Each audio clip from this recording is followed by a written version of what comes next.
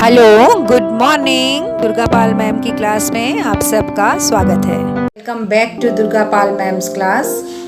आज की क्लास में हम पढ़ रहे हैं क्लास 6 हिंदी मल्हार के चैप्टर 1 मातृभूमि कविता के प्रश्न उत्तर। मातृभूमि कविता की व्याख्या का वीडियो आप लोगों ने देखा होगा। आपको कैसा लगा कमेंट करके जरूर बताइएगा। अब इसके क्वेश्चन आंसर्स आज मैं इस क्लास में कराने जा रही हूँ। ध्यान से सुनना और सारे प्रश्नों के उत्तर फिर खुद से लिखने में आप निपुण हो जाएंगे, खुद लिख पाएंगे। आपको कहीं से कुछ भी नकल मारने की जरूरत नहीं पड़ेगी, ना ही कहीं से कुछ पूछने की या देखने की जरूरत पड़ेगी। आप खुद ही सारे प्रश्नों के उत्तर लिख लेंगे। तो क्लास में जो भी बच्चे मौजूद हैं, लाइक का बटन दबा करके अपनी अटेंडेंस लगा दीजिए। जल्दी से आपकी अटेंडेंस मेरे पास पहुँच जाए,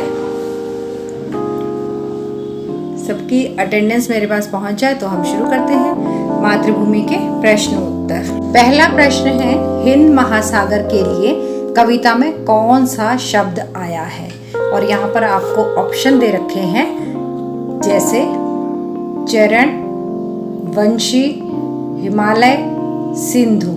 इनमें से कौन सा ऑप्शन कौन सा शब्द कविता में हिंद महासागर के लिए प्रयोग किया गया है?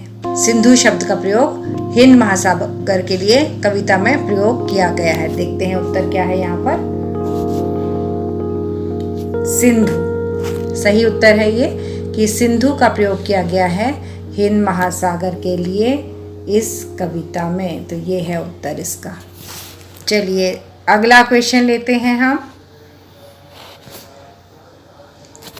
मातृभूमि कविता में मुख्य रूप से ऑप्शन है 4, उनमें से सही ऑप्शन आपको बताना है। पहला है भारत की प्रशंसा की गई है, भारत के महापुरुषों की जय की गई है, भारत की प्राकृतिक सुंदरता की सराहना की गई है, या फिर भारतवासियों की वीरता का बखान किया गया है। तो उत्तर ये सामने ही है आपके कि वहां पर भारत की प्राकृतिक सुंदरता की सराहना की गई है। अगला प्रश्न है, इसी प्रश्न का ख भाग है। अब अपने मित्रों के साथ बैठिए और चर्चा कीजिए कि आपने ये उत्तर क्यों चुने। जो पहला हमने उत्तर चुना था ना, सिंधु शब्द का प्रयोग हुआ है हिंद महासागर के लिए, और दूसरा हमने चुना कि या इस कविता में हिंदुस्तान के प्राकृतिक सौंदर्य की बात की गई है। तो यही दो उत्तर क्यों चुने आपने? क्योंकि ऑप्शन तो बहुत सारे थे, तो उनमें से ये दो उत्तर क्यों चुने, ये बैठ करके आपको डिस्कस करना है क्लास में। तो चलिए आप क्या कारण बताएंगे जब आप अपनी क्लास में बैठ करके से डिस्कस करेंगे, तो आपने क्या बोलना है वहाँ की हमने ये क्यों चुने हैं। मैं आपको उत्तर बताती हूँ। हिंद महासागर का प्राचीन नाम, प्राचीन यानी पुराना नाम क्या है? सिंधु महासागर। हिंद महासागर का पहले का पुराना नाम है सिंधु महासागर, जो प्राचीन भारत के लोगों ने रखा था। भारत के नाम पर ही इस सागर का नाम हिंद महासागर रखा गया। पहले इसको क्या कहते थे? पहले इसे कहते थे सिंधु महासागर, और अब इसे कहते हैं हिंद महासागर। इस कविता में सोहनलाल द्विवेदी, जो इस कविता के कवि हैं, ने हिंद महासागर से अपनापन दिखाने के कारण इसे सिंधु नाम से पुकारा है। होता है ना कई बार, जैसे हम किसी के घर का, जैसे आप हैं, आपके घर का नाम है चिंटू, ठीक है, और स्कूल में आपका नाम है सक्षम, तो हम जो आपको जानते हैं अच्छी तरह से, तो हम चिंटू कहना प्रेफर करते हैं कि चिंटू कहते हैं, तो उससे प्यार भी लगता है, आपसी अपनापन भी लगता है कि अरे हाँ, हम तो इसे घर से जानते हैं। तो वही बात सोहनलाल द्विवेदी ने हिंद महासागर के लिए अपनत्व दिखाने के लिए कि ये मेरा है, हमारा है, हमारे देश का है, इसलिए इसे सिंधु नाम से पुकारा। तो इसीलिए इसका जो विकल्प था हमने सिंधु चुना, ठीक है। अब दूसरा क्वेश्चन क्या था कि मातृभूमि कविता में कवि ने भारत के प्राकृतिक सौंदर्य की बात कही है, ये विकल्प हमने चुना था। तो ये आपने क्यों चुना है, ये डिस्कस करना है। तो ये क्यों चुना है? क्योंकि मातृभूमि कविता में सोहनलाल जी ने भारत के पर्वतों, नदियों, वृक्षों, मलय, पवन, घनी अमराइयों की चर्चा की है, और ये सब चीजें मिलाकर के किस में आती हैं? ये प्राकृतिक सुंदरता में आती हैं। इसलिए हमने इसका यही विकल्प चुना था क्वेश्चन नंबर 1 के आंसर में। अब अगला प्रश्न है, मिलकर मिलान करें। बहुत अच्छा होता बच्चों अगर आप आप अपनी किताब खोलिए मल्हार, और मल्हार का जो पहला चैप्टर है, पहली कविता है मातृभूमि, उसकी एक्सरसाइज पीछे से प्रश्न अभ्यास उसका खोल लीजिए। वहाँ पर आपको ये सब कुछ मिल जाएगा, तो आपको उत्तर ज़्यादा आसानी से समझ पाएंगे। यहाँ लिखा है कि मिलकर मिलान करें। पाठ में से चुनकर कुछ शब्द नीचे दिए गए हैं। अब इन्होंने पाठ में से, इस कविता में से कुछ शब्द लिए हैं और उनको नीचे लिखा हुआ है। अपने समूह में यानी अपने ग्रुप में इन सब की चर्चा करो और बताओ कि इनका अर्थ क्या होता है या ये शब्द कहाँ से आए। इनके लिए आप अपना क्या क्या यूज़ कर सकते हैं। एक तो शब्द को किससे कहते हैं, डिक्शनरी को। हिंदी डिक्शनरी भी आती है, आपको पता है। और इंटरनेट आप अपने मोबाइल से, अपने लैपटॉप से भी गूगल से निकाल सकते हैं, या अपने शिक्षकों यानी अपने टीचर की भी मदद ले सकते हैं। तो चलिए मैं आपको हेल्प करूँगी, हम चलते हैं आगे। देखिए क्या दिया हुआ है इसका। देखिए अगर आपकी बुक खुली होगी तो आपको वहाँ पे शब्द दिख रहे होंगे और शब्द के सामने उन्होंने कुछ अर्थ लिखे हुए होंगे जो कि गलत अर्थ है। मैंने यहाँ पर आपको सही करके दिया है। हिमालय, हिमालय कहते हैं भारत की उत्तरी सीमा पर फैली हुई पर्वतमाला को हिमालय कहते हैं। दूसरा है त्रिवेणी, त्रिवेणी किसे कहते हैं, तीन नदियों की मिली हुई धारा, यानी तीन नदियों का संगम जहाँ होता है, जहाँ तीन नदियाँ जुड़ती हैं उसे त्रिवेणी कहते हैं। वेणी मतलब नदी और त्रि मतलब तीन। अगला शब्द है मलय पवन। मलय पवन किसे कहा गया है, दक्षिणी भारत के मलय पर्वत से चलने वाली सुगंधित हवा को मलय पवन कहते हैं। पवन माने हवा और मलय है क्योंकि ये मलय पर्वत से आती है हवा, तो इसलिए इसे मलय पवन कहा गया है। अगला शब्द है सिंधु। सिंधु कहते हैं एक समुद्र का नाम है, अभी हमने पढ़ा हिंद महासागर का पुराना नाम है सिंधु, और ये एक नदी का नाम है। आगे है गंगा यमुना, ये भारत की दो प्रसिद्ध नदियां हैं, गंगा और यमुना। आप लोगों को ये पता होगा कि गंगा और यमुना भारत की प्रसिद्ध नदियां हैं। अगला शब्द है रघुपति। श्री रामचंद्र का एक नाम है रघुपति और दशरथ के वो पुत्र थे, तो ये है इसका मिलान। आगे है श्री कृष्ण, ये कौन है, वसुदेव के पुत्र हैं और इनका नाम वासुदेव भी है। अगला है सीता। सीता कौन है, जनक की पुत्री हैं और इनको जानकी भी कहते हैं। अगला शब्द है गीता। गीता क्या है, एक प्रसिद्ध और प्राचीन ग्रंथ है जिसका नाम है श्रीमद् भागवत गीता। इसमें वो प्रश्न और उत्तर और संवाद हैं जो महाभारत में श्री कृष्ण और अर्जुन के बीच में हुए थे। जब महाभारत का युद्ध हुआ था ना, कुरुक्षेत्र के मैदान में 18 दिन तक जो युद्ध चला था, जो पांडव और कौरवों के बीच में हुआ था, उसमें श्री कृष्ण ने अर्जुन को जो शिक्षा दी थी, वही जो उपदेश दिया था, वही गीता, श्रीमद् भगवत गीता नाम का हमारा हिंदुओं का एक पवित्र ग्रंथ है जिसमें वो सारी शिक्षा लिखी हुई है जो कृष्ण ने अर्जुन को समझाया था उस युद्ध के शुरू होने से पहले। और अब अंतिम शब्द है गौतम बुद्ध। एक प्रसिद्ध महापुरुष थे गौतम बुद्ध, बौद्ध धर्म के प्रवर्तक। और जो बौद्ध धर्म है हमारे देश में अभी भी चलता है बौद्ध धर्म, कई लोग हैं जो बौद्ध धर्म को मानते हैं, तो वो गौतम बुद्ध ने उस धर्म की शुरुआत की थी। अब आगे आपकी किताब में दे रखा है कि कविता में से चुनकर कुछ पंक्तियां नीचे दी गई हैं, इन्हें ध्यान से पढ़िए और इन पर अपने विचार व्यक्त कीजिए। आपको इनका क्या अर्थ समझ में आया, अपने विचार कक्षा में अपने समूह में साझा कीजिए और अपनी लेखन पुस्तिका में लिखिए। अपनी आंसर कॉपी जो आपकी होती है जिसमें आप होमवर्क करते हैं, उस कॉपी में आपने लिखना है कि आपको इन पंक्तियों से क्या समझ में आया है। चलिए देखते हैं कौन सी पंक्तियां हमें दे रखी हैं। वह युद्ध भूमि मेरी, वह बुद्ध भूमि मेरी, वह मातृभूमि मेरी, वह जन्म भूमि मेरी। आपने कविता पढ़ी है ना, कविता की व्याख्या मैं करा चुकी हूँ पहले से, अगर आपने वीडियो देखा हो तो इस कविता में बार बार ये वाली पंक्तियां आ रही हैं, हर 4 लाइन के बाद ये वाली लाइनें आ रही हैं। तो इनका क्या अर्थ है देखिए। कवि ने भारत को युद्ध भूमि मेरी कहा क्योंकि जो भारत की भूमि है वो हमेशा संघर्ष की भूमि रही है। ये हमें हर तरह की, चाहे गरीबी हो, चाहे बीमारी हो, चाहे कोई भी संघर्ष हमारे जीवन में आता है, कोई भी दुख हमारे जीवन में आता है, तो उसमें लड़ना सिखाती है। भारत के लोग बड़े जुगाड़ू होते हैं, कोई भी समस्या सामने आ जाए तो जुगाड़ करके उसमें से निकल जाते हैं। जबकि बाकी दूसरी कंट्री के लोगों को अगर हम देखें तो वो आराम परस्त हैं, उनको जुगाड़ करना नहीं आता, संघर्ष करना नहीं आता है, लेकिन हिंदुस्तान की भूमि हमें सिखाती है कि हमें किस तरह से संघर्ष करके आगे बढ़ना है। भारत पर कितने ही शासकों ने शासन किया।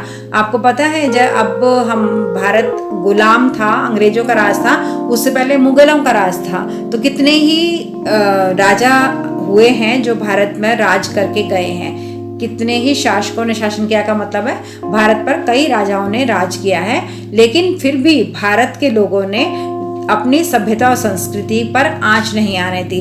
जो भारत के रीति रिवाज थे वो अभी भी वैसे के वैसे हैं, चाहे अंग्रेज आए, चाहे मराठा आए, चाहे मुगल आए, जो भी आए, जिन्होंने भी राज किया, लेकिन जो भारत की सभ्यता थी, भारत की संस्कृति, जो रीति रिवाज थे, जो तौर तरीके थे, वो अभी भी वैसे के वैसे हैं। कवि ने भारत को बुद्ध भूमि इसलिए कहा क्योंकि महात्मा बुद्ध ने यहाँ जन्म लिया और महात्मा बुद्ध ने भारत को प्रेम, दया, अहिंसा ये सब करना सिखाया। इसलिए इस कविता की इन पंक्तियों में ये बार बार आ रही लाइनें, वह युद्ध भूमि मेरी, वह बुद्ध भूमि मेरी, वह मातृभूमि मेरी, वह जन्मभूमि मेरी। मातृभूमि इसलिए कहा है क्योंकि कवि अपनी मातृभूमि की, अपनी जन्मभूमि की बहुत इज्जत करता है और दिल से उससे जुड़ा हुआ है, इसलिए कवि इसे मातृभूमि कहता है। और अंत में कवि इस पावन धरती को अपनी जन्मभूमि कहता है क्योंकि वह इसी धरती पर जन्मा भी है। उसे भारत की गौरवमयी धरती पर जन्म लेने का बहुत घमंड है कि मैं भारत पर पैदा हुआ हूँ, इसलिए कवि ने ये 2 लाइनें लिखी है, मेरी मातृभूमि मेरी जन्मभूमि। जन्मभूमि का मतलब तो क्या जन्म लिया है, मातृभूमि का मतलब ये भूमि मेरी माँ के समान है, उसने बड़े सम्मान के लिए कहा है। तो ये पंक्तियों का अर्थ आपको पता चल गया। आगे है सोच विचार के लिए। ये कुछ प्रश्न हैं, कविता को एक बार फिर से पढ़िए और निम्नलिखित के बारे में पता लगाकर अपनी कॉपी में लिखिए। लेखन पुस्तिका का मतलब है अपनी कॉपी में लिखिए, जो जिस कॉपी में आप होमवर्क करते हैं उसमें लिखना है आपको। कोयल कहाँ रहती है? कहाँ रहती है बच्चों कोयल? आपने देखी होगी, कोयल तो पेड़ों पर रहती है और इस समय आम के बौर आ रहे हैं तो इसलिए लिखा गया कि कोयल अमराइयों में रहती है। तन मन कौन संवारती है? बहती मलय पवन, यानी कि मलय पर्वत से जो हवा बह करके आती है, जो सुगंधित हवा मलय पर्वत से निकल करके आती है, वो हमारे तन और मन यानी हमारे शरीर को और हमारे दिल को, दोनों को ही सुंदर बनाती है, स्वस्थ बनाती है, अच्छा बनाती है, संवारती है का मतलब। तीसरा प्रश्न है, झरने कहाँ से झरते हैं? आपको पता है झरने जमीन से निकलते हैं? नहीं। नदियां कहाँ से निकलती हैं? पहाड़ों से। झरने कहाँ से निकलते हैं? पहाड़ों से। जमीन में क्या होते हैं? तालाब और समुद्र होते हैं जमीन में, कुएं होते हैं जमीन के नीचे, लेकिन जो झरने होते हैं, जो नदी होती है, उनकी शुरुआत पहाड़ के ऊपर से होती है। तो झरने कहाँ से निकलते हैं? झरने पहाड़ियों से झड़ते हैं। श्री कृष्ण ने क्या सुनाया था? ये तो सबको पता है श्री कृष्ण ने क्या सुनाया था। श्री कृष्ण ने मधुर बांसुरी बजाकर सबका मन मोह लिया था और गीता का संदेश सुनाया था। बताया ना मैंने आपको कि महाभारत का जब युद्ध हुआ था पांडव और कौरवों के बीच में, महाभारत का जो युद्ध हुआ था, जो कि 18 दिन तक 18 डेज तक चला था, जो कुरुक्षेत्र के मैदान में हुआ था, उसमें अर्जुन को श्री कृष्ण ने एक उपदेश दिया था। क्योंकि अर्जुन युद्ध करना शुरू नहीं कर रहे थे, बोल रहे थे कि सामने तो मेरे सारे रिश्तेदार खड़े हैं, मैं इनको कैसे मारूं। तो श्री कृष्ण ने उन्हें समझाया था कि हमें सत्य के लिए लड़ाई करनी पड़ती है। तो वही श्री कृष्ण ने संदेश दिया है और बांसुरी बजाई है। 5वां प्रश्न है, गौतम ने किसका यश बढ़ाया? गौतम कौन? गौतम बुद्ध। गौतम ने भारत का यश बढ़ाया, पूरे संसार को अहिंसा, दया और करुणा का संदेश दिया। प्राणी जगत में सभी से प्रेम करो, ये ऐसा संदेश गौतम ने दिया था। गौतम ने भारत का यश, यश का मतलब है मान, इज्जत, नाम, किसका बढ़ाया? भारत देश का, क्योंकि भारत देश में वो पैदा हुए। लेकिन उन्होंने पूरे संसार को एक संदेश दिया जिसमें उन्होंने कहा अहिंसा, मतलब किसी से लड़ाई नहीं करनी है, दया, गरीब लोगों पर दया करनी है, करुणा, करुणा का मतलब भी दया करना ही होता है, दूसरों के दुख दर्द को समझना। और जितने भी संसार में प्राणी हैं, प्राणी मतलब सिर्फ मनुष्य नहीं, वो हर जीव जिसके अंदर प्राण है, जान है, चाहे वो जानवर है, चिड़िया है, पशु पक्षी जो भी हैं, पेड़ पौधे जिनमें जान बसती है, उन सब से प्रेम करने का संदेश दिया था हमें गौतम बुद्ध ने। अगला प्रश्न है, नदियां लहर रही हैं, पग पग चहर रही हैं। लहर का अर्थ होता है पानी का हिलोरा। जब पानी हिलता है ना तो उसे कहते हैं लहराना। मौज, उमंग, वेग, जोश, मतलब कि पानी जब उछलता है तो उसे कहते हैं पानी लहर रहा है। पक पक छहर रही है, छहर का अर्थ है बिखरना, छितराना, छिटकना, फैलना। आपको दोनों शब्दों के छहर और लहर, इन दो शब्दों के अर्थ आपको बता दिए गए हैं। तो अब आप बताइए कि कहाँ कहाँ छटा छहर रही है, कहाँ कहाँ छटा मतलब खूबसूरती कहाँ कहाँ फैल रही है। नदियों के किनारों पर नदी में तेज लहर आने पर जल दूर दूर तक फैल जाता है और नदी तेज वेग में हिलोरे लेकर आगे बढ़ती है। जब नदियों का पानी किनारे पर आता है ना और नदी में एकदम तेज से लहर आती है तो जो नदी का पानी है वो दूर दूर तक फैल जाता है, इसलिए कहा है कि छटा छहर रही है। और नदी तेज गति से हिलने लगती है। जब नदी का पानी हवा से या किसी और कारण से भी हिलने लगता है तो जो नदी में के अंदर पानी होता है वो उछल उछल कर बाहर गिरता है। इसीलिए कवि ने लिखा है कहाँ कहाँ छटा छहर रही है, यानी कि नदियों के पानी की सुंदरता कहाँ कहाँ तक बिखर रही है। अगला क्वेश्चन है कि किसका पानी लहर रहा है। भाई पानी किसका लहर रहा है? गंगा का, यमुना का और त्रिवेणी का। त्रिवेणी क्या है? त्रि मतलब तीन, वेणी मतलब नदी, तीन नदियां मिलती हैं जहां पर उसे त्रिवेणी कहते हैं। गंगा, यमुना और सरस्वती, इनके संगम स्थल को त्रिवेणी का नाम दिया गया है। त्रिवेणी का जो संगम है वो प्रयागराज में स्थित है। गंगा, यमुना और त्रिवेणी में पानी हिलोरे लेकर उमंग, जोश एवं मस्ती से आगे बढ़ता है। यहाँ पर गंगा और यमुना दो नाम लिखे हैं, जबकि ब्रैकेट के अंदर आपको गंगा, यमुना और सरस्वती तीन नाम दिए गए। क्यों? क्योंकि अब इन दिनों में जो सरस्वती नदी थी वो लुप्त हो गई है, वो जमीन के नीचे चली गई है, ऊपर नहीं बहती। पहले गंगा, यमुना और सरस्वती तीनों एक जगह पर मिलती थी और वहां पर तीन नदियों का संगम था। ठीक है, लेकिन अब क्या हुआ बात को कि सरस्वती नदी जमीन के नीचे चली गई, तो सिर्फ रह गई कौन? गंगा और यमुना। और वो जगह जहाँ पर तीन नदियाँ मिल रही थी, गंगा, यमुना, सरस्वती, जहाँ मिल रही थी वहीं तक है सरस्वती, उसके आगे सरस्वती दिखाई नहीं देती है। तो इसलिए यहाँ पर गंगा और यमुना लिखा है और त्रिवेणी लिखा है। तो बच्चों ये थे मातृभूमि कविता के प्रश्न उत्तर, जिनका मैंने अच्छे से व्याख्या करके एक्सप्लेन करके आपको समझा दिया है। उम्मीद करती हूँ कि आपको इन प्रश्नों के उत्तर समझ में आ गए होंगे। अब जब आप अपनी कॉपी में लिखेंगे तो खुद से आप लिख सकते हैं। छोटे छोटे से उत्तर लिखिए, लेकिन साफ सुथरे और बढ़िया लिखिए, तो आपको पूरे नंबर मिलेंगे। तो जिस किसी ने भी दुर्गापाल मैम की क्लास को अटेंड कर लिया है वो लाइक का बटन जरूर दबा दें, ताकि आपकी अटेंडेंस तो मेरे पास पहुंच जाए। भाई आप अटेंडेंस लगाना भूल जाते हैं, लाइक का बटन नहीं दबाते हैं। और इतने सारे बच्चे दुर्गापाल मैम की क्लास को अटेंड तो कर रहे हैं, मुझे पता है। बहुत सारी प्यारी प्यारी गर्ल्स भी हैं जो अटेंड कर रही हैं और बॉयज़ भी हैं चंकी मंकी, लेकिन ये लोग लाइक भी नहीं कर रहे हैं और मुझे कोई भी कमेंट नहीं कर रहे हैं। तो प्लीज़ लाइक भी करो और एक प्यारा सा कमेंट तो बनता है, ज़रूर लिखो, ताकि मुझे भी पता चले कि आप कहाँ से देख रहे हैं, हिल्स से देख रहे हैं या प्लेन्स से देख रहे हैं। ठीक है, तो आज की वीडियो जब आप देखेंगे तो एक कमेंट जरूर छोड़ के जाइएगा वहाँ पर, और इस वीडियो को शेयर भी कर देना, क्योंकि आपकी क्लास के कई बच्चों को अभी पता ही नहीं होगा कि दुर्गापाल मैम भी पढ़ा रही हैं, तो उनको शेयर कर देना। और चैनल अगर आपने सब्सक्राइब नहीं किया है तो सब्सक्राइब कर लो, क्योंकि अभी तो हम लिटरेचर पढ़ रहे हैं, फिर व्याकरण का भी इतने बढ़िया से आपको समझाया जाएगा। निबंध लिखना, पत्र लिखना और मुहावरे याद करना, विलोम, श्रुति सम, पर्यायवाची, ये सब याद करना। इनकी ट्रिक्स बताऊंगी मैं आपको कैसे याद किया जाता है, तो आपका तो बहुत फ़ायदा होने वाला है। इसलिए बेल आइकन को भी दबा दीजिए और चैनल को सब्सक्राइब कर दीजिए, ताकि आने वाली वीडियो के नोटिफिकेशन आपको जल्दी जल्दी मिलते रहें और आप अपनी क्लास में फर्स्ट आ जाएं। ठीक है, तो अब मैं क्लास को यहीं पे ख़त्म कर रही हूँ और अगली क्लास तक के लिए bye bye, tata and love you all. Thanks for attending Durgapal Ma'am's class. Please like, share, subscribe and don't forget to leave a lovely comment. Thank you.